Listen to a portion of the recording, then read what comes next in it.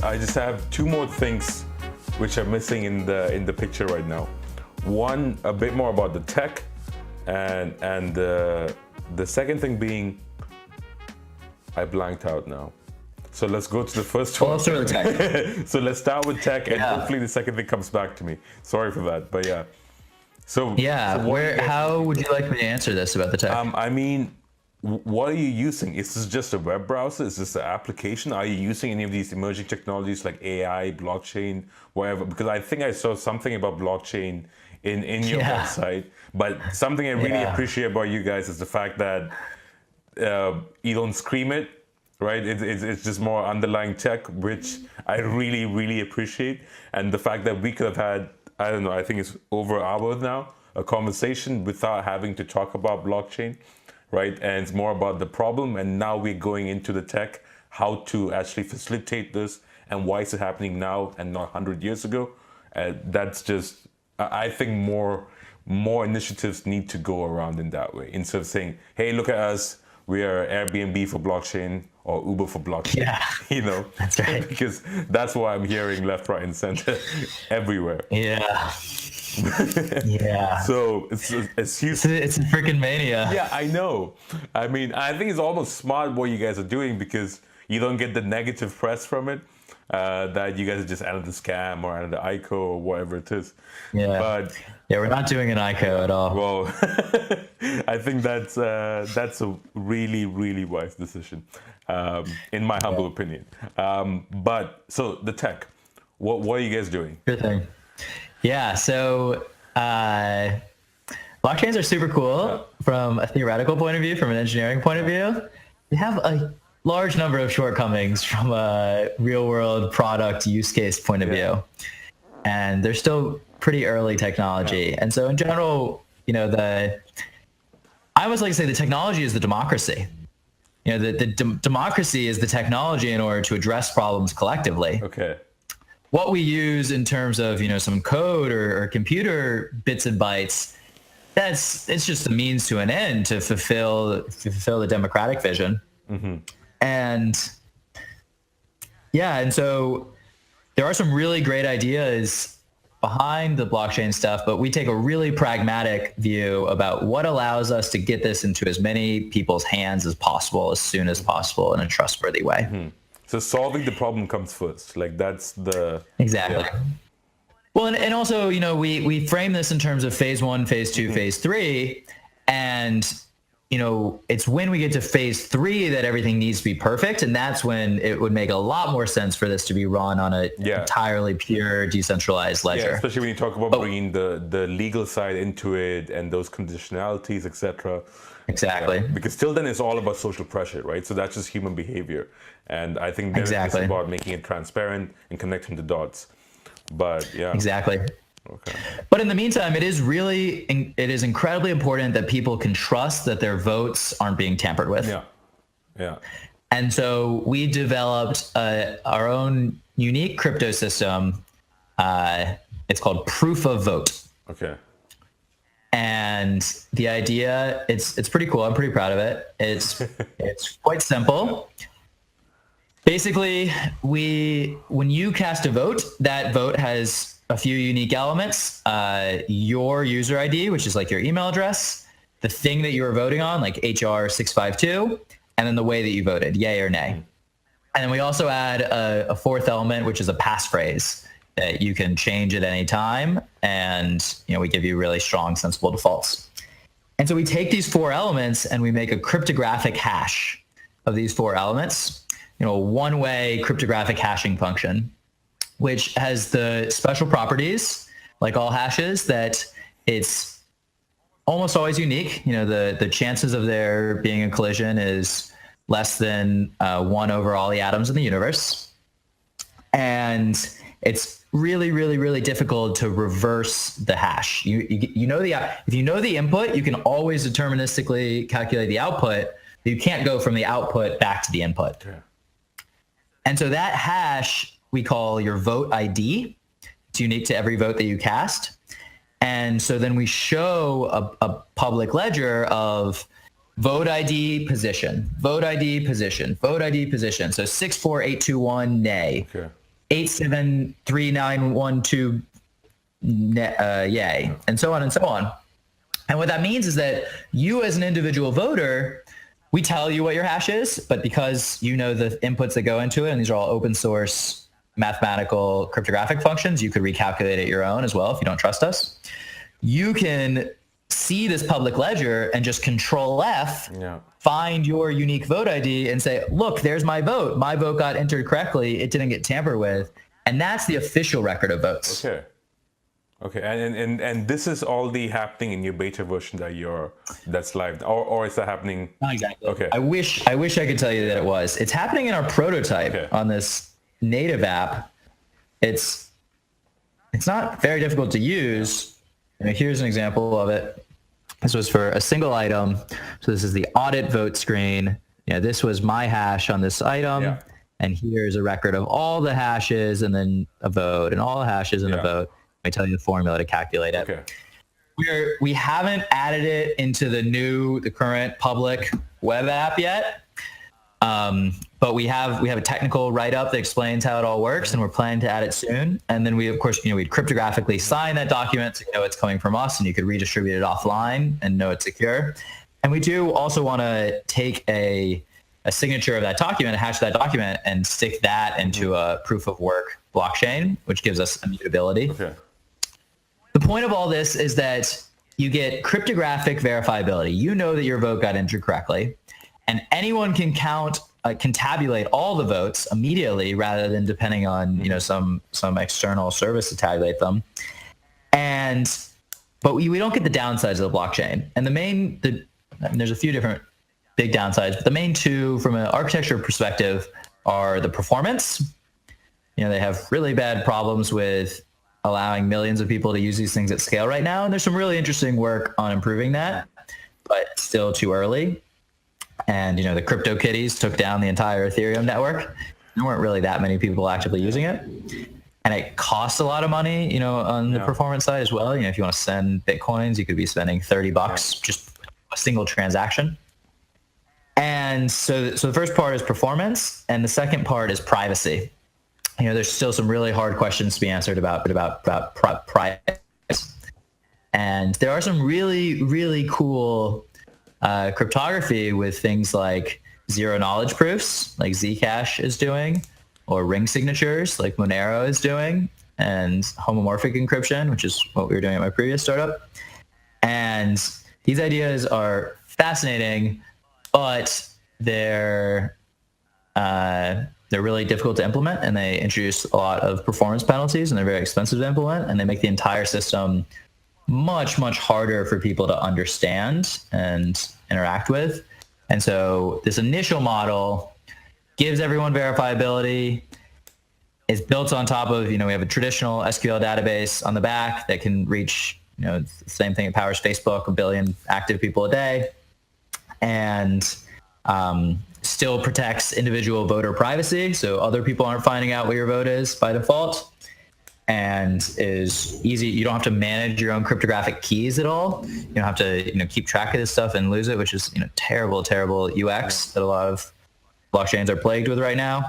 And so it's people are already using it, and it's great. Yeah. So what you're telling me is that it's what you have right now, the beta version. It's secure enough that people are willing to use it. Right, like I think that's the key takeaway from it. And you realize it's not the ideal solution yet, and you're working towards that. But exactly, there's no point in just trying to crack the ideal solution. It's more about the people. So in the beginning, it's just if the people are willing to do it, given as long as you're completely upfront to them, then that's good enough, right? Yeah. Yeah, the security model is that you don't need to necessarily trust us to maintain the integrity of your vote. Okay. You can make sure that your integrity is still strong. And there are more improvements that can come over time in terms of even stronger privacy and a number of other things. And so we're beginning to sketch out the roadmaps of what that looks like. And as we reach more and more people, and as our scorecards are more widely used, and we get more candidates on the ballot, and make a bigger splash and get some people elected, that will bring in a lot more intellectual horsepower to get us to where we eventually want to be with even stronger decentralized technologies. Okay.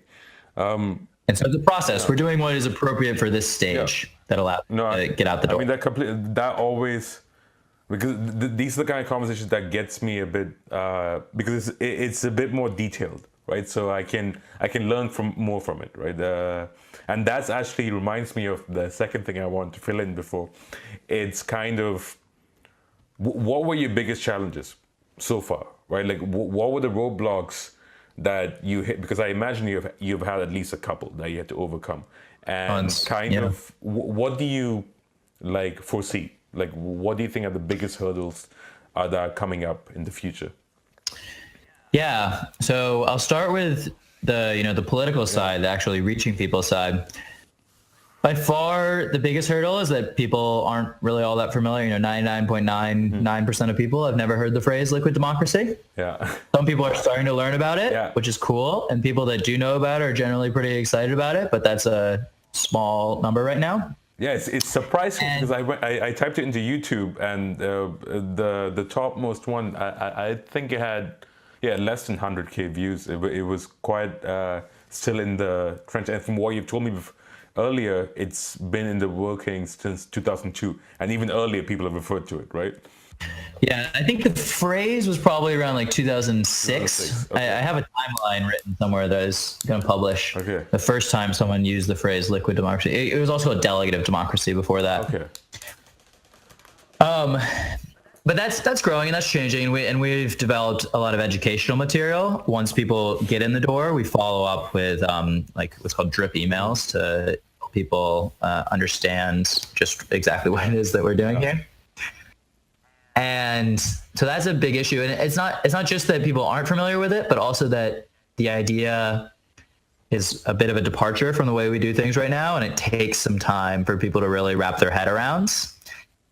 Anywhere from a 30-minute conversation to a 10-minute conversation to a 5-minute. So trying to get that down is a big because I think one of the key things, and you see this in a lot of different solutions, right? Because I think one of the key things and this is something that one of the other people we are working with told me about, and I think it's a really nice way of looking at it, is that people need to come to terms or be okay with the fact that they should let as many people as possible in on deciding what the future looks like, right? Like they should kind of give the power to the people. They should have trust in their fellow men and women, right? Because I think that's the biggest thing, where you have to take the power away from a selected few, and you have to be like, you know what? Because most likely it might have been going according to your favor for a while now, but you're like, you know what? It's okay.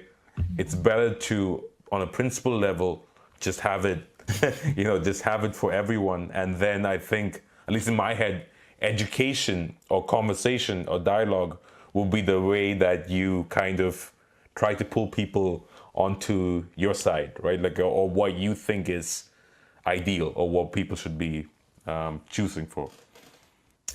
Yeah, I can agree with a lot of that, with some caveats that it puts a really high expectation upon people that I don't necessarily think everyone's ready to make. The way I think about it, there's really three groups of people. Yeah.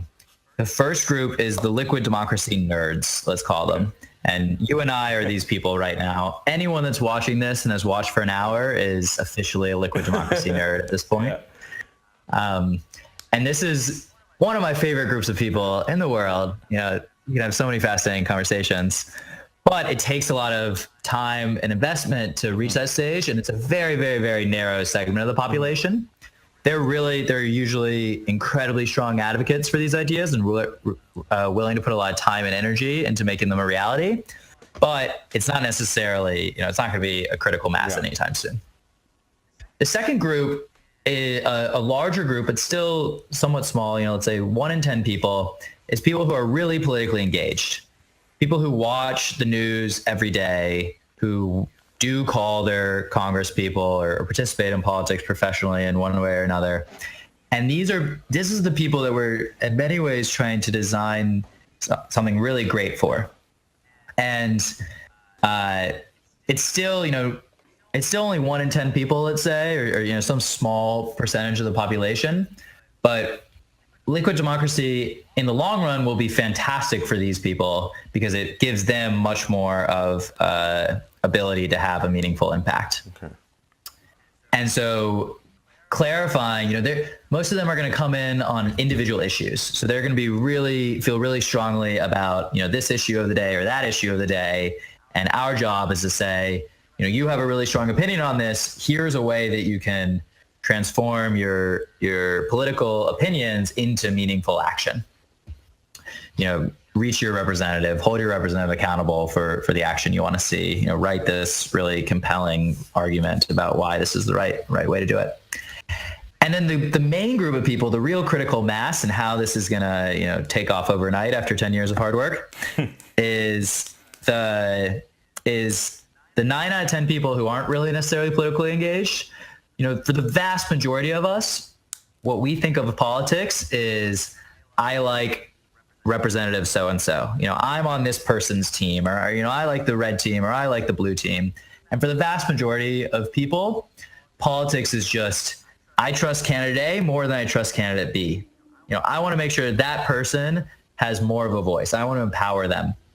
And so for a lot of people, this will just be about, saying, I really think Barack Obama is the most trustworthy person to decide America's future, let's say hypothetically. And so I'm going to delegate my vote to them. Or vice versa, the people from the previous group, those 1 out of 10 people, now that they've gotten into the system, when you verify your identity on the platform, you create your own profile page. Your United.Vote / your username that you can pick. And right on that page, we have a big delegate button. Just like on your Instagram, you'd have a big follow button, or on YouTube, you have a big subscribe button. And so you're already casting these votes. Now you can reach out to your networks and say, look, I'm already taking the time to do this. I invite you to allow me to represent you. You're not casting a vote right now. At least you'll get something a little bit better, and you'll help make me have a louder voice. And you can override me at any time, and you can take it back at any time. It's still your voice. You're still in control. But this sort of, there's this built-in virality to all this. Yeah, because I think that's where, sorry for cutting you off, but I think that's where I see a lot of potential, because you say 1 in 10, and I'm like, everyone has at least one friend who is super politically active.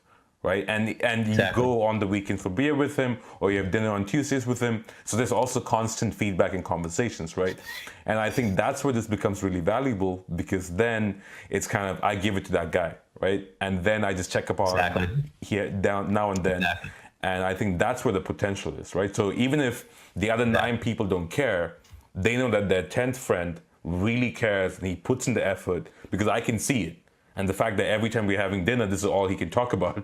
So I'm kind of like, okay, you know what? Here's my bit. I trust you. And because of the fact that I'm having drinks with you every other week, there's this constant feedback loop, which I think is really important, because then you get to truly know the other person, right? It's not just something that's like public perception, right? It's just like you actually get to interact with the other person. And I think that really excites me, because I think that's where, like you said, that's where I think it can really blow up, because there's a lot of potential there. That's the vision. Yeah. That's what it's all about. Personalized representation, peer-to-peer representation. Awesome. We're kind of, we've been going for quite a while now. I just want to wrap it up with one last question. It's basically, what are the hurdles now? Right, like what's the big? I know there are many, but what do you think right now, when in this conversation, and when you had your strategy call early this day, what's that thing that you're kind of preparing for mentally that the biggest challenge that you're like, I need to move these chess pieces accordingly or whatever it is to make this happen? Yeah. I mean, I could tell you to give insight. Is it all right to give you something that's very personal to me, or would you prefer something that other people could help out with more? Personal is fine too. Like, okay. Yeah. So the personal one for me, I've been working on this for about 2 years now, 18 months full time. I have a full-time partner, CTO here, who's amazing. And a lot of that time has been, tinkering in our garage, so to say, the early phase of building this stuff out. And it's been really fun, but now we're entering a new phase of this project. Now that, I've announced my candidacy and we have another candidate in Oakland and we have many more tentative candidates all over the country. We're starting to get a lot more attention and a lot of people are reaching out and wanting to get involved. And it's fantastic and it's so wonderful and I couldn't be more grateful. And it's a challenge to make that transition from a garage organization to a real organized movement of an organization. Yeah. And so there's a lot of questions to be figured out around, time management and whose, roles and responsibilities and legal structures that we're setting up these new organizations. And there's a lot of funding questions that are, there's also different possibilities and ways to approach it. And so that's one of the big things on my mind. On top of that, also trying to continue developing the product because we have, we're 3% of where we want to be in terms of technology right now. We have a long, long way to go. And at the same time, I'm also running for office and have to run my own campaign, do my own candidacy and collect signatures and respond to endorsement questionnaire forms and set up fundraisers and do a lot of things. Are you guys looking for more volunteers and these kind of things? Or is it something that you're like, okay, hold up, like I need to think about this properly before I get more people on board, even on a volunteer basis? No, the more the merrier. I mean, the way, we have really ambitious goals. We're trying to transform a 200 plus year institution that manages $4 trillion a year in annual budget. And we're obviously not going to be able to do that alone. And the more hardworking, believers we have involved, the better, by all means. And so I invite people to reach out. They can reach me personally. We have a lot of contact things all over the website. I'm pretty public with my email address. It's David@United.Vote. And we have like a Slack group for insiders that are involved. There's 50 people or something like that are chatting, and we have regular calls and things like that. And so we're still trying to improve our processes around making sure that people have clear opportunities to contribute in meaningful ways. But yeah, reaching out is hugely valuable, and it'd be great to hear from more people and get these ideas spreading more and more. Awesome. And then I said last question before, but this is a quick one. Is so if the viewers want to learn more about liquid democracy, apart from your website, is there any other place that's kind of like go there, and if you spend some time there, you're good. Like you get the basic understanding of maybe even a book or a podcast or anything. So Camilo, the candidate who ran in Boulder last year, and I have been developing this Liquid Citizen podcast, which will be fantastic, but we haven't published our first episode yet. To answer your question, if they like reading and they want more material, one of the best places is actually our blog, which isn't super obvious from our website. So that's blog.united.vote. And there are about a dozen different articles in there that all examine a different aspect. So one is an introductory post to liquid democracy, and one is just focusing on this idea of liquid candidates, and one is just about our scorecards and how we develop the scorecard methodology. And one is, what does liquid democracy mean for a two-party system? And what does liquid democracy mean for money in politics? And what's liquid democracy compared to the historical original vision of America back in 1776? We get into that that amendment that I was talking about with the 30,000 people, and a bunch of other really cool articles. That's a great place. There's some cool videos. There's this great video I just came across recently by this guy named Jeremy in New York, but unfortunately I don't have an easy link to it. But there's a video. If you go to our website and you scroll to the bottom on the homepage, there's like Learn More section that has a lot more reading links to some of the key blog posts. And there's a video of a speech that I gave all about these ideas at this international cyber governance forum in India. That was really cool. Okay. A bunch of prime ministers and things like that. It was pretty sweet. All right. Okay. I think that's a wrap.